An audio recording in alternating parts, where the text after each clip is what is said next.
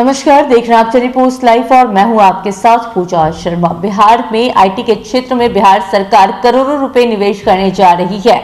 इसकी जानकारी देते हुए नजर आए मंत्री इस्राइल मंसूरी। इसी के साथ साथ उन्होंने कहा कि अब बिहार में आईटी की क्रांति आएगी। अब देश ही नहीं बल्कि विदेशी कंपनी भी बिहार की ओर देख रहे हैं और हम लोग जल्द ही स्टार्टअप पॉलिसी लाने जा रहे हैं, जिसके वजह से अब युवाओं को रोजगार दिया जाएगा। बता दें आपको कि मंत्री इस्राइल मंसूरी के साथ साथ आईटी विभाग के सचिव अभय कुमार सिंह भी मौजूद थे। उन्होंने भी सारी जानकारी देते हुए कहा कि हमने सभी इन्वेस्टर से और सभी कंपनियों से अनुरोध किया है कि बिहार में आकर निवेश करें और वो लोग मान भी गए हैं।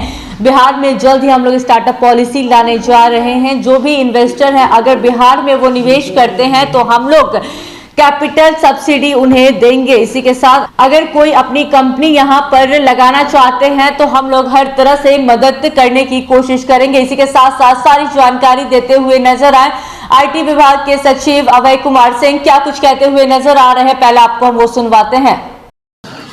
मैं आपको पहले ये बताना चाहता हूं, देखिए आईटी सेक्टर के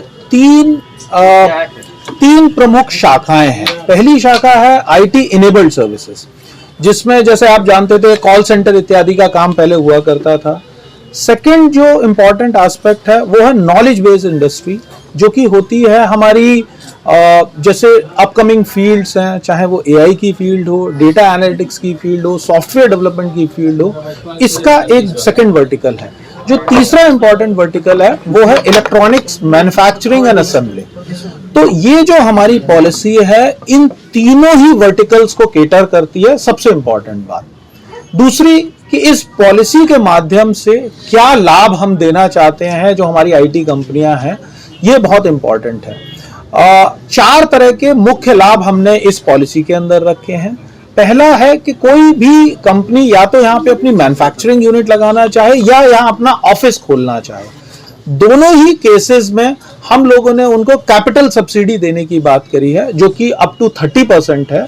और उसकी अधिकतम सीमा अगर उनका प्रोजेक्ट 30 करोड़ तक का है तो हम ये 30% की राशि तक देंगे।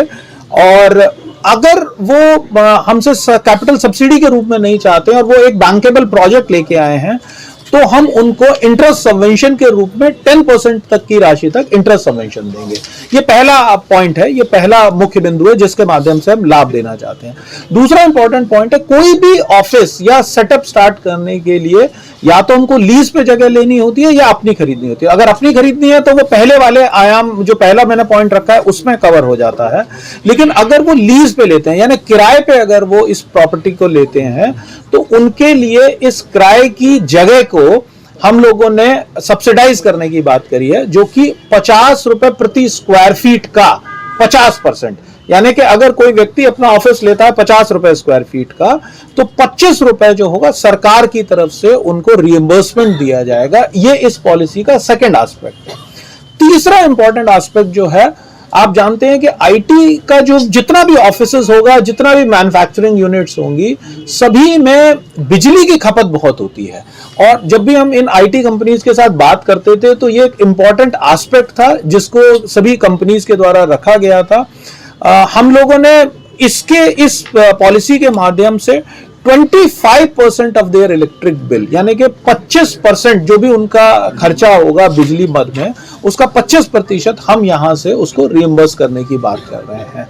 और जो चौथा और बहुत ही अहम आयाम है वो है कि जब इस आईटी पॉलिसी के माध्यम से एम्प्लॉयमेंट जनरेट होगा तो हम चाहते हैं कि ज्यादा से ज्यादा लोगों को एम्प्लॉयमेंट मिले। तो इन एम्प्लॉयज का जो पीएफ और ईएसआईसी होता है, हमारा इंश्योरेंस होता है, ये दोनों को हम लोग 100% तक 5,000 की कॉस्ट तक 100% हम लोग बेयर करने की बात कर रहे हैं। यानी कि ये अनुदान के स्वरूप में, रिइंबर्समेंट के स्वरूप में सरकार द्वारा दिया जाएगा। एक अन्य इंपॉर्टेंट एस्पेक्ट हमने इस पॉलिसी के अंदर रखा है, जिसको कल माननीय मुख्यमंत्री जी के द्वारा और पूरे मंत्रिमंडल द्वारा अनुमोदित किया गया है कि अगर कोई कंपनी आती है और वो कहती है हम 100 करोड़ से ऊपर का निवेश करेंगे, यानी 100 करोड़ से ऊपर का निवेश करेंगे, या 1000 से ज्यादा उसके अंदर जॉब्स क्रिएट होंगे, तो ये दोनों ही केसेस में हम टेलर मेड पॉलिसी भी उनके लिए बना सकते हैं। अगर उनको कोई स्पेसिफिक रिक्वायरमेंट है, अलग अलग तरह की रिक्वायरमेंट्स हो सकती है, उनको भी सम्मिलित करते हुए हम टेलर मेड पॉलिसी भी बना सकते हैं। तो ये मुख्य आयाम थे जो हम आपके सामने रखना चाहते थे।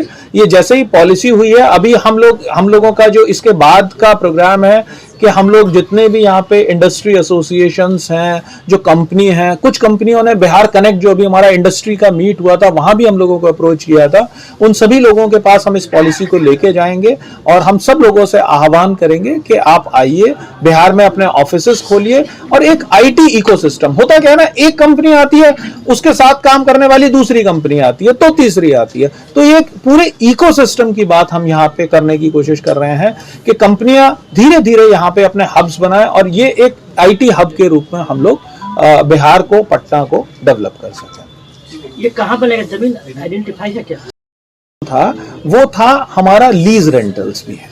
तो अगर कोई व्यक्ति अपनी फैक्ट्री बनाना चाहता है तो फैक्ट्री के लिए ब्याडा में भी जमीन उपलब्ध है, हमारे पास भी लैंड प्लॉट्स उपलब्ध हैं। बट अगर वो ज्यादातर ऑफिसेस जो मैंने आपको कहा नॉलेज बेस्ड ऑफिसेस होते हैं, जो कि बनी बनाई बिल्डिंग्स में लिए जाते हैं, तो वो जहां भी कमर्शियल स्पेसेस में अगर अपना ऑफिसेस लेंगे, हम उनके लीज रेंटल्स को रिइंबर्समेंट करेंगे। टेलर मेड पॉलिसी की आपने बात की है, वो कैसे इंप्लीमेंट होगा? उसमें दो मुख्य स्टार्टिंग पॉइंट है, क्यों वो टेलर मेड पॉलिसी बनाई जाएगी या किन कंडीशन में बनाई जाएगी, जो मैंने आपको स्पेसिफाई किया कि अगर कोई व्यक्ति 100 करोड़ का इन्वेस्टमेंट लेके आ रहा है, कोई कंपनी, और उसमें 1000 जॉब्स क्रिएट हो रहे हैं, दोनों ही केसेस में एक स्पेशल सर्कमस्टांसेस है, तो उस कंपनी की अगर कोई स्पेशल डिमांड है, कोई स्पेशल रिक्वायरमेंट है, तो हम लोगों ने जो ये पॉलिसी एक हम लोगों ने ब्लैंकेट पॉलिसी बनाई है, उसके इत्र भी अगर हमें कोई सुविधा लगेगी सरकार को कि ये जरूरी है, तो हम पुनः मंत्रिमंडल के पास जाके उनके लिए एक स्पेशल स्कीम के रूप में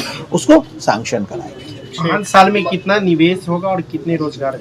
देखिए, ये जो है ये एक रफ एस्टिमेट की बात है, लेकिन हम लोग ये मान के चल रहे हैं कि अगर हमारे यहाँ अराउंड 500 करोड़ की इन्वेस्टमेंट मतलब सरकार की तरफ से अनुदान माना जाता है, तो करीब करीब 1500 से 2000 करोड़ के इन्वेस्टमेंट की बात हम लोग कर रहे हैं।